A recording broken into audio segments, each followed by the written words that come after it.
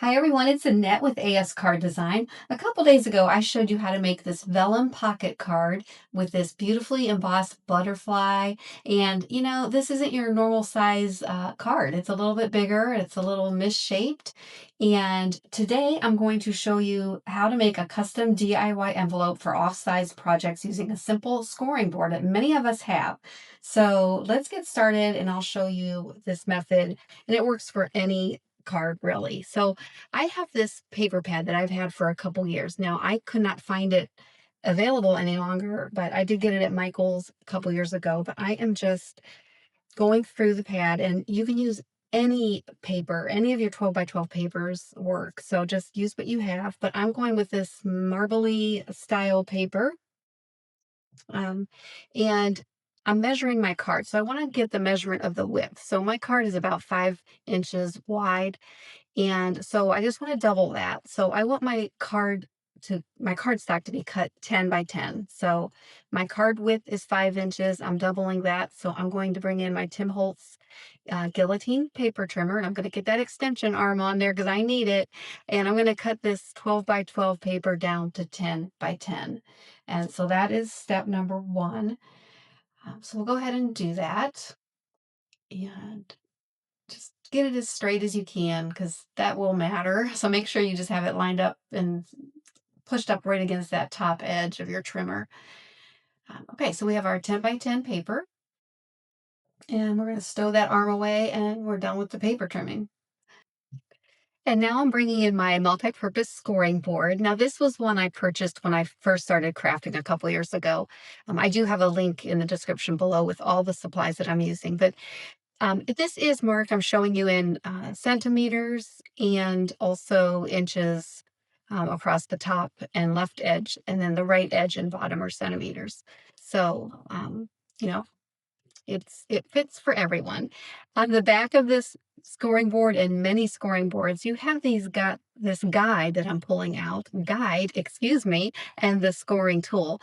Now the guide shows you how to make envelopes and envelope boxes, which I've not made an envelope box, but I'm looking at this guide and just picking the measurements that are closest to the size of my card. And I just want to line that guide up to the top right edge. I want that point right at the edge, and then there's a groove on the bottom of that guide that fits into the groove. And then all you do is on that guide, it tells you where to score. It tells you what size paper to cut. So I have my 10 by 10. It told me to cut 10 by 10, and then it tells you where to score it.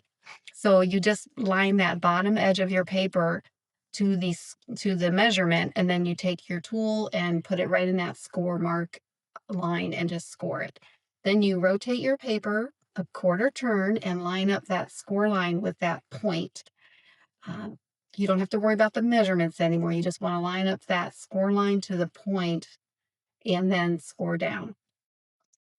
And then I'm going to do that on all sides. I'm lining each score line that I make to that point. So it's just an extension of that point, and then score down. And one more time. It's kind of hard to see that score line on this paper. And all you need to do is make sure that paper is right up against that guide.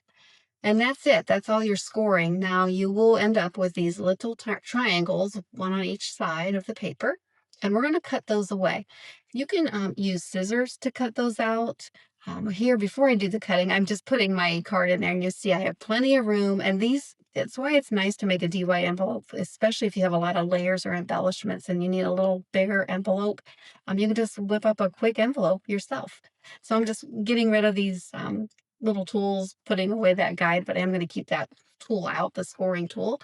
And so now that I know for sure my card's going to fit, I do want to cut out those corners. And like I was saying earlier, you can use scissors, and I'm going to show you. You just want to cut away right up to that little where the score lines intersect. So you're just going to cut away that little triangle piece. Again, you can do that with scissors. I'm also going to show you how to do it with the corner and hole punch. So these hole punches have a guide. These little white pieces of plastic are guides that you will line up with your score lines. And You can see that clearly right there. You just line those up and then give that a punch. And you want to do that all the way around. And this will clearly define your side flaps and your top and bottom flaps. Once we're done, you'll see that. And one more punch. And that is what you're left with. Now, I am going to go and use the corner rounder and just finish off the flaps. Now, you don't have to do this. If you don't have a punch, you can just take your scissors and snip off the point just to make it a blunt edge instead of a pointed edge. Or you can just leave it the way it is. And I didn't get a good punch, so I was shaking out the paper scraps a little bit to get them out of my way. I think one was blocking it, but that's what you're left with. And you can see that those are the tops and then these are the sides. So you're just going to flip it over and fold everything in at the score lines. And then you could take your bone folder and burnish those lines down. And I'm just going to fold up the top flap and give that a burnish. And I want to make sure my card fits one more time before I glue everything down. And it does. There's room to spare on this one, but that's okay. Um, you can put this card without an envelope in a gift bag, or you can put it in the envelope. Now, this envelope is larger, so it is going to cost extra postage. So I would probably not mail a card like this, but you could.